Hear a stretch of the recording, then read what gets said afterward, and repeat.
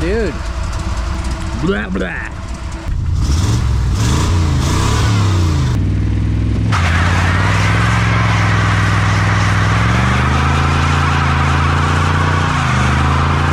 Burnouts. Welcome to Mikey's world. I am Mikey. And this is my 2004 Honda Civic with the 454 big block Chevy. Yep, you heard me right. Big block in a Honda Civic. This week we do things a little backwards. Normally we do the work and then some play. Not this video. We're gonna do a bunch of playing around and then we're gonna do some work. And we do get quite a bit done. Like an e-brake, and we get a tach working, so you gotta stay tuned, check out the whole video. We're back at it. And we gotta figure out that cooling weird thing that we had. I still could have been an air bubble. But I do want to get the cooling fans set up. Like, I had them set up, but they would run constantly. And I think mostly because, well, here's the ground from the relay. Their setup had it on a switch, but also the thermo switch. And the thermo switch should turn on the fans at 180 degrees and then turn them off when it's below 165 degrees. So I think if you want it to work on that, you do not connect the ground to the body, right? That's my thought. So we're gonna try that. I'm just gonna put some electrical tape on here. Make sure it don't touch anything, no sparkies. Then, I also just had it straight to power. Twice, you know, because, you know, I was in testing phase. Well, I figured now, I ran us some juice. You can see the white wire is supposed to be the one that's gonna hit the ignition power for our relay. And the red one is a new wire. I just poked through the same hole we've poked several wires through, ran it across the dash.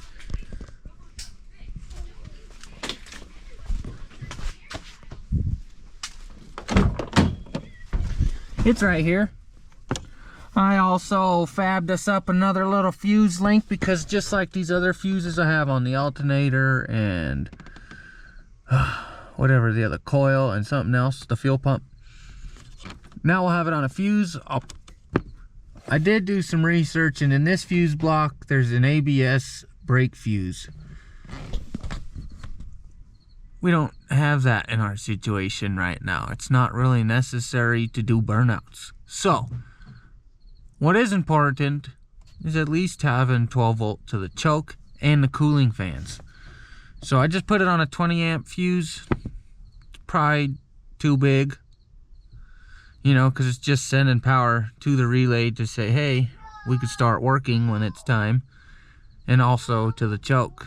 And I bet the choke probably pulls nothing, and same with the relay. So I'm gonna use the ABS fuse. I already confirmed that it gets 12 volt when you hit the key on. So I'm also gonna double confirm right now with the meter that I get 12 volts out here where I just butt connected those together.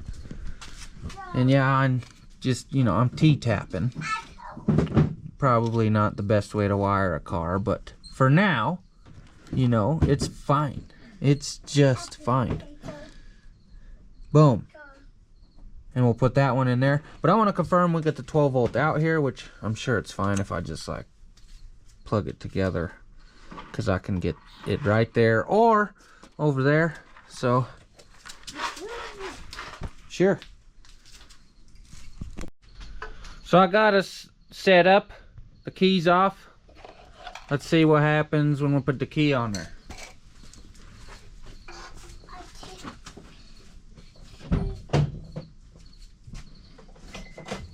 Key on? Nothing. Right? Let me plug it in like a dummy.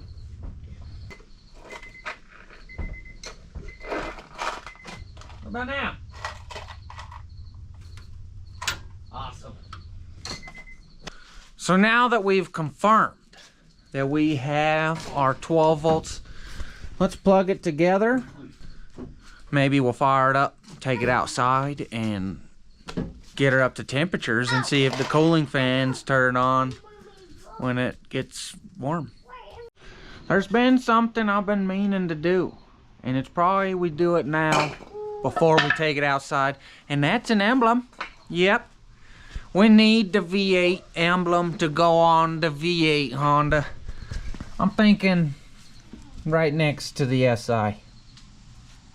Right there. Say hey. Check this out. It's perfect. It looks so cool right there. Check it out. Yep, really good placement. Lets people know there's goodies in here.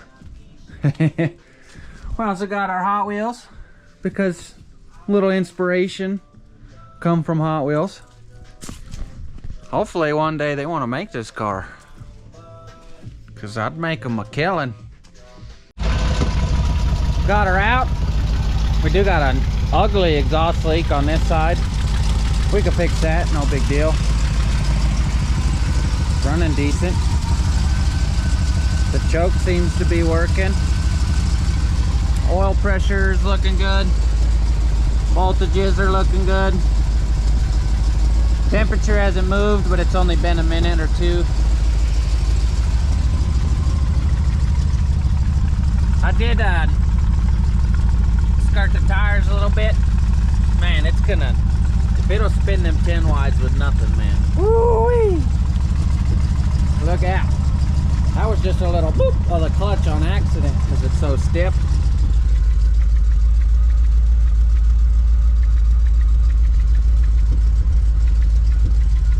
And this drip just keeps to be getting faster and faster right here. Dang it. At least it seems to be looking like a pretty easy job. It's been a few more minutes. Our temperature's starting to rise. So hopefully soon, right before that 190, we get them fans to turn on. Well, that fan, not these fans.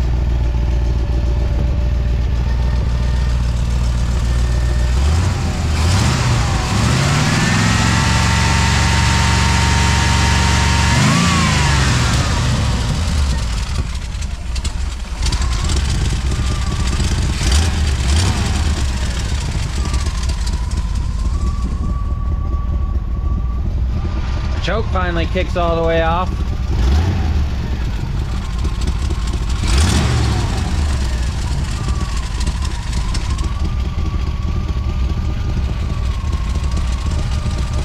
We'll have to, I think, adjust the idle screw just a poquito. I don't know though, because I don't know where the RPMs are sitting right now.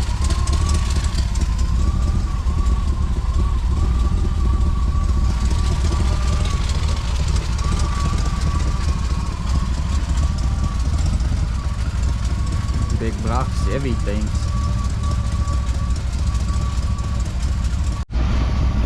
Starting to puke here again. I don't know if that's a good sign. I did top it off, so maybe we're full again. Might just need to put a little overflow jug set up there. It's been a while. It's still holding. Oh, look at that. The fan's just kicked on. So it's working. I feel the wind coming off it. That's good news. We fixed something. Nice.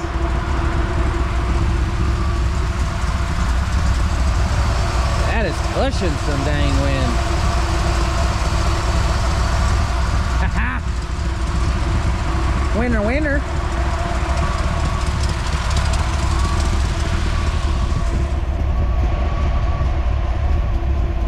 We also stopped dripping, so we must have had just too much fluid in her. Because it was just a brief drip.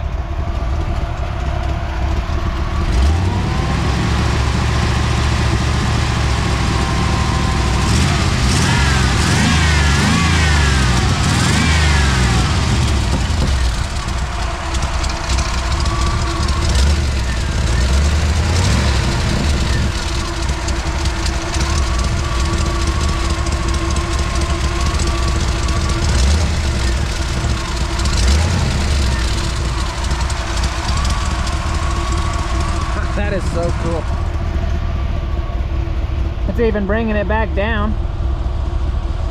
So it's holding pretty good. Still not getting any drips. Oh, dude, we might not have to have the mechanical fan on there.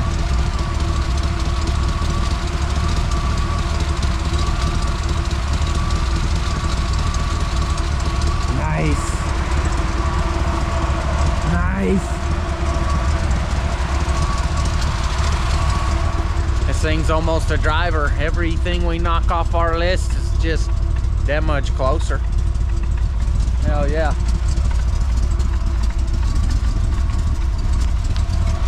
I know she's gonna stay cool. I could probably feel comfortable driving it some distance. Man, we're at about 15 total runtime minutes since we pulled it out here. Just holding, really nice. It's just staying there. The oil pressure is a little low, but we are really low idle. The voltages, they're looking good.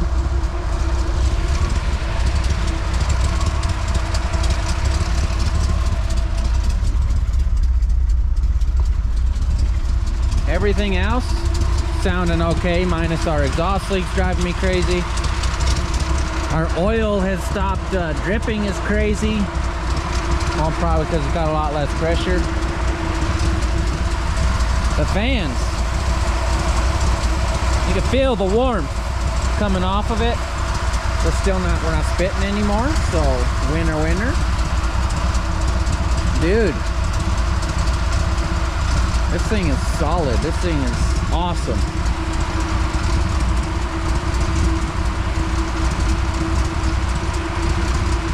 A little quiet. We might have to do some another setup without the muffler part, straight pipe style. Blah blah. It's been about an hour real time, and this thing's still just having fun. Fan's still going. Temperature's still the same. Yep.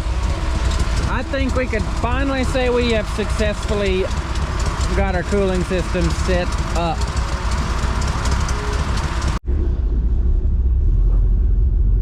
All right, I can't resist. We got to take her for a rip.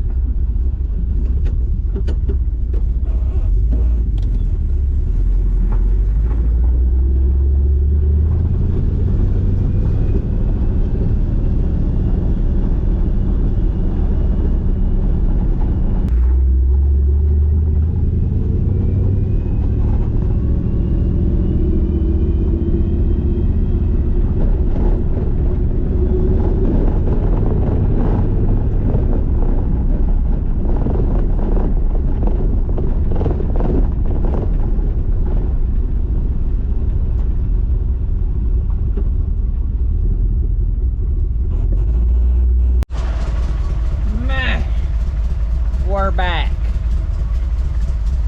Ran into a cool neighbor guy. He was really enthralled with the car. But man, it was a nice test drive. She's been running for, man, over an hour easily. A good probably hour and 20. And still maintaining our 190 less than. I definitely think we're solid there, my friends. Shut her down. Oh, did you hear? The cooling fan shut down with the key. So we got the ignition power right. Now, I gotta take that electrical tape off that little eyelet that I had screwed to the firewall, and we'll just put a little butt connector and connect those together. It's the whole next weekend, and man, this thing's been doing great. I've brought it outside and let it run for an hour and shut it off, come back, let it run for another hour. You know, it's gotten a lot of heat cycles. I've taken it around several blocks after block after block, and it's doing great. Oil pressure's staying good. Temperature's staying good. The fan seems to be working good. Everything so far so good. minus the fact that we need some shocks really bad. Otherwise, I'll be doing some burnouts right now. But for now, we are going to take this around the neighborhood a few times, get some shots of it rolling.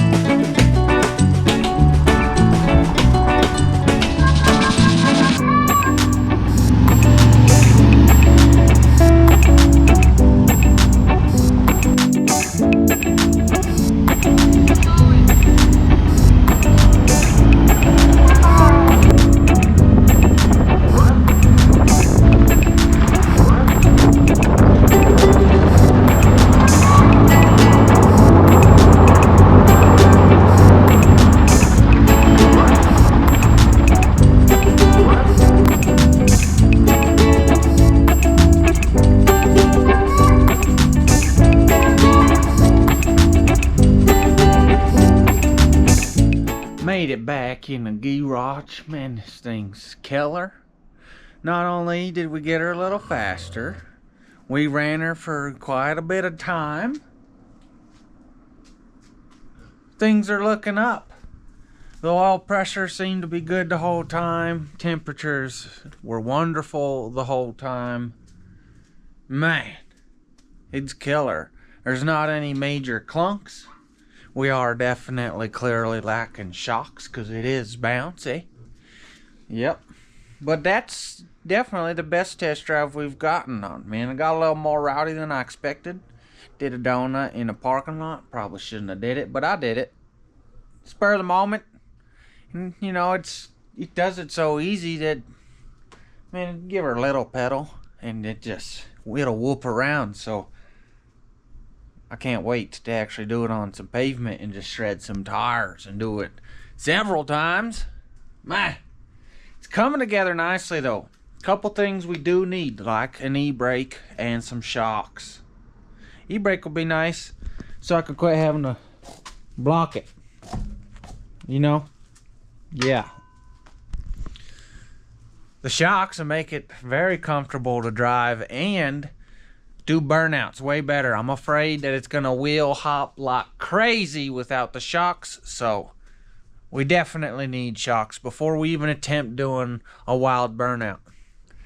And it would be way nicer if we can get third gear, second, to not grind when we shift into it, but I'm sure we can rebuild it, put some synchros in it, not too hard.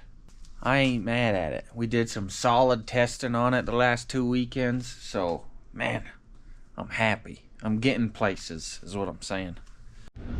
A whole nother week has passed us. Man, yes, that means you guys have gone 2 weeks without a video now. I apologize for that. Life's been pretty crazy lately. Just in the car's kind of been on hold, but I did get some shocks. Yep, shocks. I got some new hardware. I also got a fuel pressure regulator and an e-brake for a Honda. That way we can extend our cable and join it to the whatever remaining cables left on the Caprice. and we can have a e-brake. But the main thing right now is shocks. Because, you know, burnouts. Getting these shocks installed shouldn't be too hard. It's pretty much factory replacement part. Bolts right in for a Caprice. I know it's not necessarily a Caprice, but the parts that it's going on is parts of a Caprice. So, pretty easy down here. It's hard to see. We have a square hole here and 2 bolts. That'd be the top. And then here's the bottom. They do give us new hardware for the shock on the bottom side, so that's a win. Well, it turns out it's gonna be a little harder than I expected. I gotta get the body lifted up because one of the bolt holes on the frame part, I can't get the bolt in, and I can't go the opposite way because I won't be able to hold the nut at the same time because there's just not enough room. Right here, this one's fine, we got plenty of room, but this one, if you look in there, the body is sitting pretty dang close to there. Dang it. And it's both sides. Yep, both of them have same problem. Here's how things are going down. I simply just put some blocks on a jack. It's a little sketchy on the bottom of the gas tank mount because it's solid to the body of the car. We got a little bit of clearance, just enough to poke our bolt through. I'm doing it that way because that's how I did this side and it worked. This one's all good to go. We're almost here on this one. We just have to get our shock in, basically. Hey there, YouTubies. It's been some time. I got the jet rod out. I'll put the back tires on because you know we're about to shred them. It's the first time that we're gonna attempt a burnout with this thing. It's gonna be a good shakedown is what I'm saying. It could get exciting or it could be bland. Also, I've never really done a burnout with a stick shift car, rear wheel drive. Yeah, so that might get exciting on a brand new clutch. Let's get to it.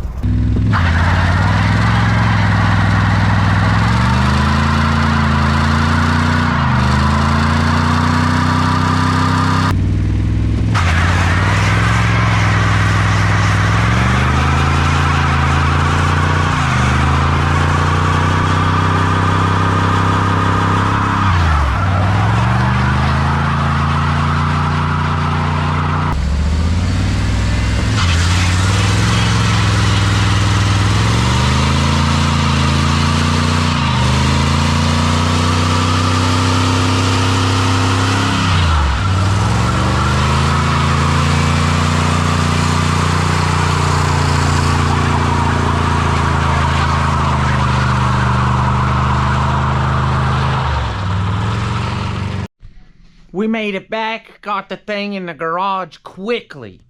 And man, can I say, things went well. Very well, if you ask me. For one, it spun them like easy. Didn't have to work too hard. Second, I didn't look too much of a fool doing something that I was trying the first time ever for. So that's even better. One thing I would like to add in the future is a line lock. That way we could just whoop. You know, that way we're not shredding pads on the back constantly and adding heat in the brake system that we don't need. You know, so that's a future thing we'll be thinking about. I'm just happy. I'm happy that the burnout went so nice. But one thing we do need is an e-brake. That way, you know, when I do stop to do some filming and do some burnouts, I can leave the thing running and not put it in gear and not worry about it rolling away, you know?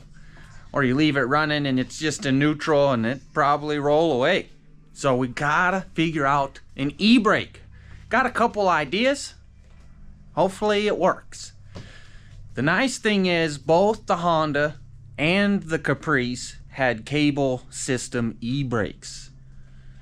So when I cut the e-brake on the Caprice, I cut the cable with some extra length. And then, well, I messed up with the Honda and I didn't. But I did order a whole new cable. Yep, for a Honda. So we can make it the length that we need. And then what I'm thinking is just, you know, taking the cables with some clamps and, you know, clamping them together.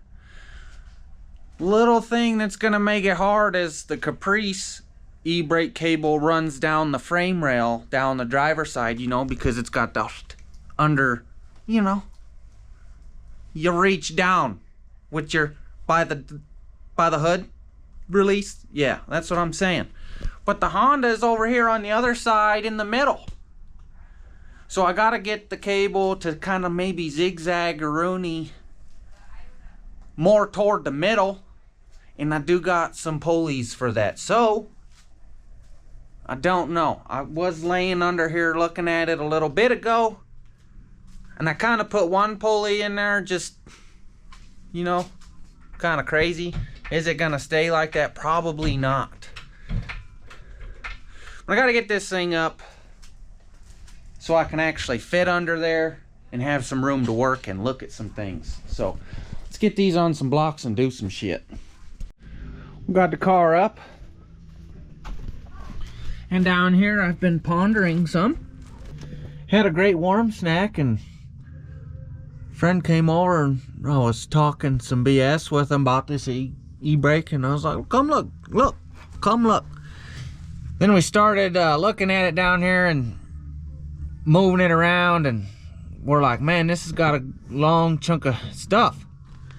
So it comes out of the handle, loops around, and we got another loopy here, and then we got it connected. The plan is I gotta get this spring off this cable, because that's in our way, and I'm gonna put a little loop and thing, bam, clamp it just like that. Might not work because it might not have enough. Dang it, actually, now I'm thinking. We'll figure that one out. Then we got this cable over here. We're gonna have to slice and dice and loop and figure out how to get it to connect to this cable here. It's a new day.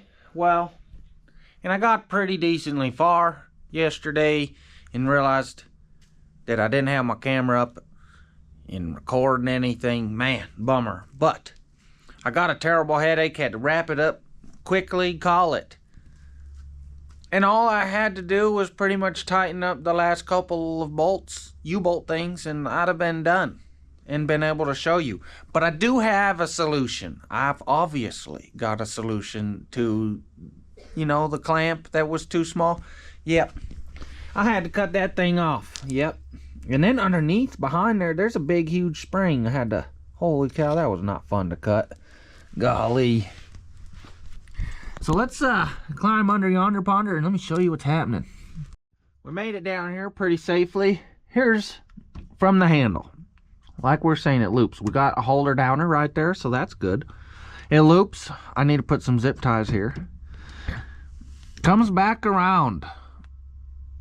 Over here yonder, I got some clampage here and here. And this kind of holds it snug with the way I kind of got it pinched. Here's the little spring I was talking about. The whole thing is a spring. It's like the cable runs through a spring. It's pretty neat. But I needed more room.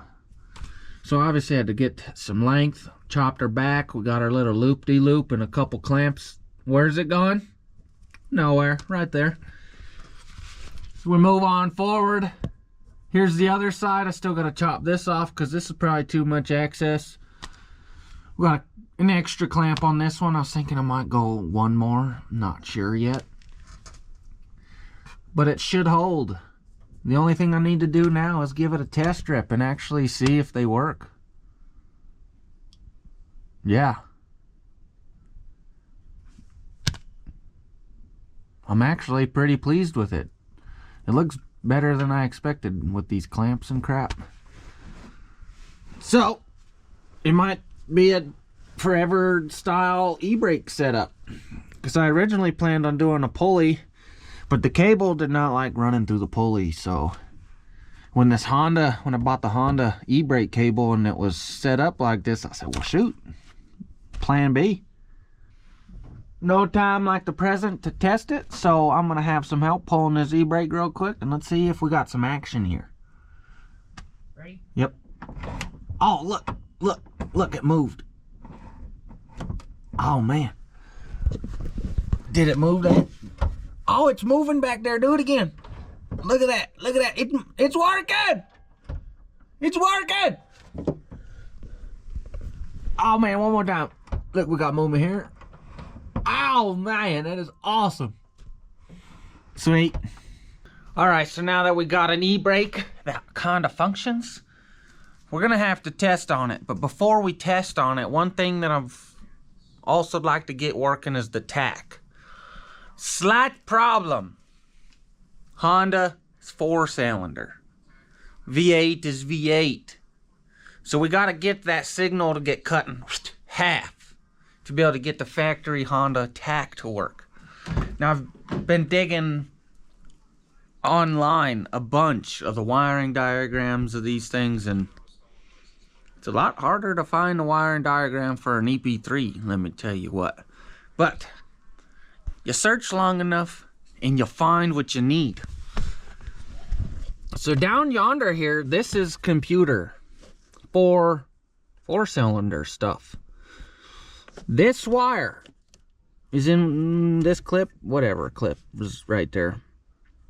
I plucked it out of the clip because that wire should go to the tach. Wham bam, thank you ma'am. This yellow, this fella is gonna be the one from the distributor. It's gonna bring in the signal. Okay? Bam, baby. Now, how do we get in our half? Well, I got this cool little box here. This thing. That we do need to power it up and ground it. The speed stuff, we're not really worried about. The diesel stuff, we're not really worried about. Let me tell you the truth. The speed stuff, we will be worried about later. Later. Not right now. Diesel stuff, never. The tach, though. See, we got input. That'll be, whoop, the input. And then, high volt or norm, I think, like, we go on norm and we have to go into the little buttons here and set which one it goes to. Because you could set it from input 8-cylinder, output 4-cylinder. And you can also do it any other way. You can have a 4-cylinder input with a 8-cylinder output, and so on. You can do 4, 6, 8, 10, I think, maybe 12-cylinder things up on this. Might just stop at 10, I'm not certain. The directions will tell me. I remember looking at them slightly to be able to figure out it does at least do what I need and take the 8 to the 4. So I gotta dig in another wiring diagram to check the fuse box to see which one I can steal an ignition power from something we don't need, you know? And then it'll power up our little box. Grounding's easy. And then we literally just hook up our wires. Find somewhere to set this thing here. Maybe double-side sticky tape it straight to the computer. Man, maybe that's a good spot. I don't know. Put it somewhere. Spend some time. I got a lot of wiring done. Well, it's actually not that much wiring. We got power, ground, input, output. And the output was already done. So, here's what we got going on. We got, obviously, power, ground, input, output. The output I just had to extend because it's right there. Our input goes straight to our distributor. Ground goes right over here to this bracket. Power comes from our fuse block. Let's get over there and look upon her.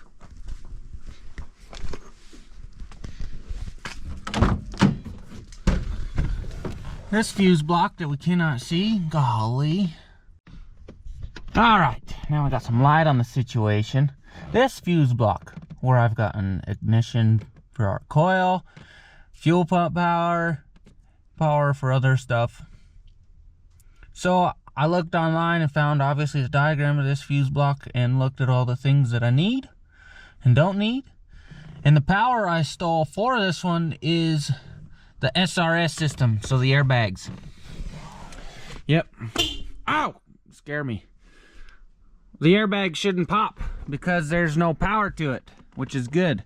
We have the power going to our switcheroonie block. Okay?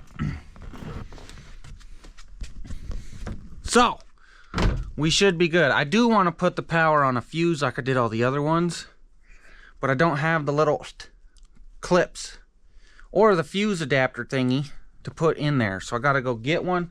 But I do have it just jammed in the hole, just stuffed in there. Now I'm to the point of putting a key in it and testing and making sure if this tach works. All right, so let's do that. As I'm getting in here, I remembered I forgot to mention I also did play with all the settings from the directions, and I put the inputs as an 8-cylinder and the output as a 4-cylinder. So we should be good to go. Should be, as long as it powers up, does what it's supposed to. All right, key on. Oh! Oh! It's working! It's working! That sounds about 1,000 RPM even. Oh, baby! Oh, that is so silly, but so cool. This guy is a happy guy now. We got e-brake. Oh, man, we got tach. Oh, man. We got some speedo and some other stuff to get to, but for now, man, that was just too easy. Oh, I'll feel good.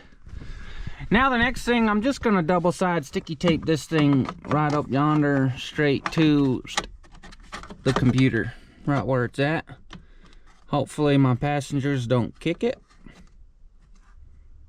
And we'll be solid, ready to rip. And we'll still have access to get to it later when we want to figure out our speed stuff. So, man, I should have put my little output a little longer, but that's okay. It'll still work where it's at. Solid, dude. That was cool. I don't care who you are. We got it mounted. Double side sticky tape, just like I said. Looks great in there. Still accessible like I said it would be. But I'm running out of time this weekend. I gotta get this dang video put together so you guys can enjoy it, because it's been several weeks. So thank you guys for watching. Stay tuned to check out more of this build later on, because we still got lots to do. Like, comment, subscribe would be even just as cool. So laters.